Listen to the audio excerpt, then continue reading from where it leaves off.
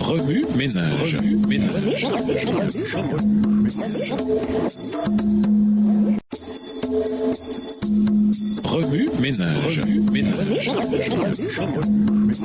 Bienvenue dans votre émission Remue-ménage. Voilà la leçon de jeudi. S'impliquer, l'auteur et le consommateur. Toute la sagesse et tout le génie de l'homme sont impuissants à créer la vie. C'est seulement par la vie que le Créateur leur donne que les plantes et les animaux subsistent. De même aussi, c'est uniquement par l'Esprit de Dieu que la vie nouvelle est engendrée dans le cœur des hommes. À moins d'être né d'en haut, Jean 3, verset 3, nul ne peut participer à la vie que Jésus-Christ est venu donner. Par le don ineffable de son Fils, Dieu a entouré le monde entier d'une atmosphère de grâce tout aussi réelle que l'air qui circule autour de notre globe.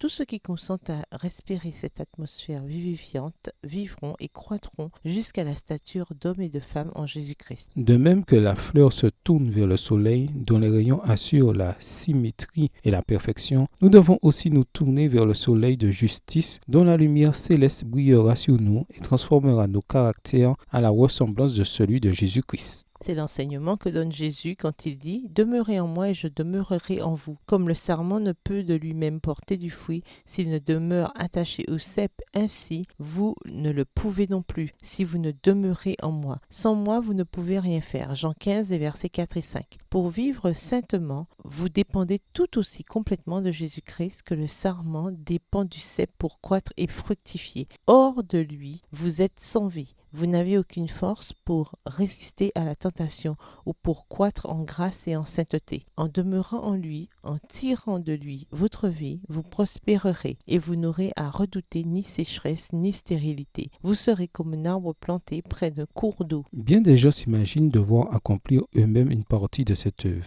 Ils ont eu confiance en Jésus-Christ pour le pardon de leurs péchés, mais ensuite ils veulent faire le bien par leurs propres efforts. Toute tentative de cette espèce est condamnée à un échec. Jésus dit, sans moi vous ne pouvez rien faire. Notre croissance en grâce, notre joie, notre utilité, tout dépend de notre union avec le Sauveur. C'est en étant en communion avec lui chaque jour et à chaque heure, c'est en demeurant en lui que nous pourrons croître en grâce. Non seulement il suscite notre foi, mais il l'amène à la perfection. Jésus est le premier et le dernier, toujours, en tout et partout. Il doit être avec nous non seulement au commencement et à la fin de notre pèlerinage, mais à chaque pas du chemin. David dit, « J'ai constamment l'Éternel sous mes yeux, quand il est à ma droite, je ne chancelle pas. » Psaume 16, verset 8. Extrait du livre Vers Jésus, chapitre 8, les pages 104 à 106, livre écrit par Ellen G. White. Remue-ménage. Suite à l'étude de Jean 15, versets 1 à 11, en quoi ce chapitre s'applique-t-il dans votre vie? Quelles sont les applications pratiques que vous pouvez faire dans votre vie privée?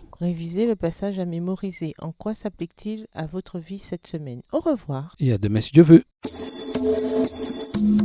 Remue ménage. Remue ménage.